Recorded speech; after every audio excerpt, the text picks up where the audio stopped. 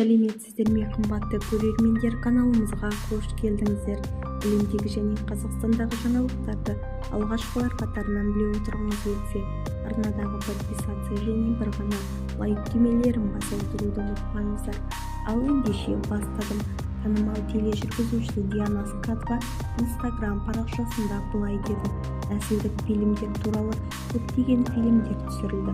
Сегрегация және біраз уақыттан кейін олардың барлығы дерлік жоғарғы қоғам ретінде танылды. Бұл жай ғана кино емес, тек кәсіби тану үшін режиссерлар өз туындыларына міндетті түрде осы тақырыптарда қозғалды.